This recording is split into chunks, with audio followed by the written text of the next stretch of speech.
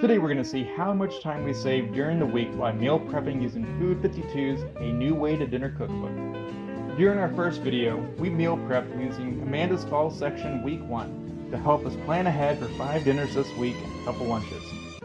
So now let's see how everything tastes. Our first dinner was a pan-roasted chicken with butternut squash puree and an arugula salad with lemon dressing. For dessert, we had a slice of chocolate olive oil cake.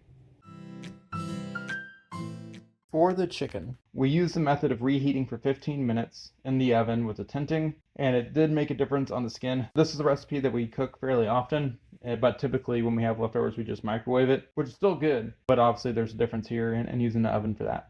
While it reheated, we microwaved the squash and made a salad. We really like the pan-roasted chicken. It's an efficient recipe that is very flavorful. The skin is nice and crispy without the thigh being dried out. It's a recipe that we've made before, and it always turns out really good. The butternut squash puree was also nice, but we found it to be a little bit bland, even when we adjusted the salt levels. That being said, it's a very simple reheat in the microwave and works very well as a leftover. There's no real textural difference on reheat. Later in the week, we did start incorporating cheese and bacon to jazz up the squash a little bit more. While the squash did pair well with the meal, you could very easily substitute with mashed potatoes and make a very mean pan gravy. The salad was dirt simple. We thought that the arugula salad would have been underwhelming, but it actually was still satisfying as a simple salad. Then we had the cake for dessert.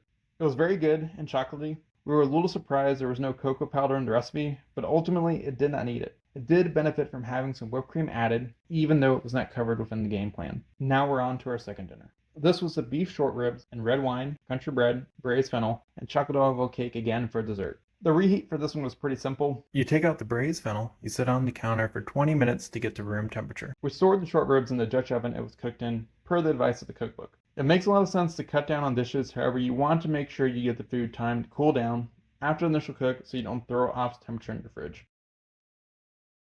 For the reheat, you return the pot to the stove for 15 minutes to reheat. At this time, we did take some of the short ribs out, just because we knew we were going to eat them all that day. We had some leftover herb butter and decided to use that with some store-bought country bread. Having the bread with the meal did help complete it, and it was nice to sop up the liquid.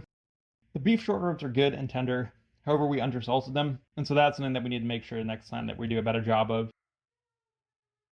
The braised fennel. It went well with the ribs and added a contrast to the soft texture of the rib. However, we probably would have been just as happy roasting a sheet pan of vegetables as a side. However, it is nice that you don't need to mess with the oven at all this day. And then we had more cake for dessert. The next meal was a cream of tomato roasted soup with a grilled cheese sandwich with bacon and plums of a frothy cinnamon cream. For the soup, we took the tomato base out, reheated it, and just added in the cream. Overall, we were a little bit underwhelmed with the soup. It may have been some errors in the coring, but in general, it was a little too watery. The seeds had a weird textural element, and it was not bold enough in flavor. I may try again using just the peeled ribs of the tomatoes, but honestly, using the canned peeled tomatoes as the base instead is probably the way I would go, unless I had really good beefsteak tomatoes. With so few ingredients, each one really needs to pull their own weight. The grilled cheese sandwich was pretty straightforward with a twist with the bacon on the outside. Using a good quality Gruyere made it a step above your typical grilled cheese sandwich. We have made this before and we do like, however it is a bit tricky to make sure the bacon is cooked through and the bread does not go from brown to burned. It's a fairly simple meal, but you still got a few burners going during the weeknight and you don't want to get distracted during the grilled cheese. This meal also does not have much overlap with the rest of the week and can easily be swapped out without impacting the rest of the menu. For the dessert, you roast some sliced plums in some butter in the oven and then top with a homemade frothy cinnamon cream. We like the cream a lot and we ate all the plums, but for us, we probably would replace the plums with peaches and blackberries and just use the same cream. Our fourth meal was a chicken salad with fennel and smoked almonds with country bread. For the salad, the longest part was hand shredding the chicken thighs.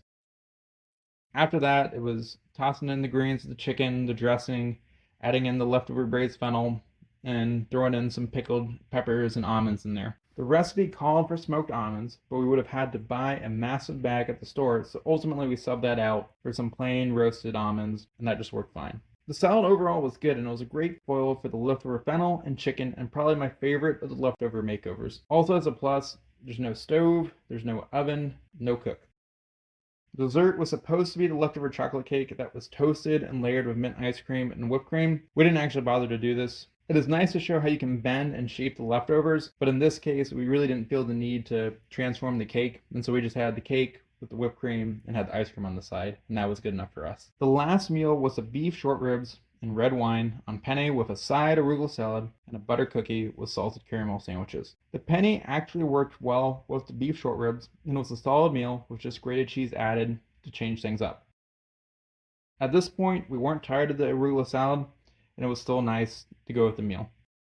The dessert sandwiches were just store-bought butter cookies with salted caramel sauce, sandwiched and chilled, to make a very easy weekday dessert. It was very simple, but it wasn't very memorable either, and so I don't know if we would make this again. The meal plan also covers some lunches, and we did try some of these as well. We made the egg salad and did some sandwiches instead of eating it on crackers. We also ate the braised fennel with the soppressata on the side with crackers, but really was not sure how to meld these together. It also listed using chicken salad as a sandwich, but we ate all that in the salad form, so we didn't really have a need for that. Overall, during the week, none of the cooking was particularly arduous, with the grilled cheese being the only one that really had active cooking time. Another key benefit was that there was no guessing what we were going to make during the week. There was already a plan. It was easy to execute that plan during the week, which is the whole point of the book. We definitely got dinner on the table a lot quicker than we would typically do, and it was easier than our typical process as far as how we would make things, with a balanced meal with sides and dessert versus being an afterthought. We liked a lot of the items in this game plan. They're very practical for the work week and we'll definitely incorporate, though ultimately we'll adapt to fit our tastes and time constraints as well. This was definitely a great tool to plan the week. Please like and subscribe.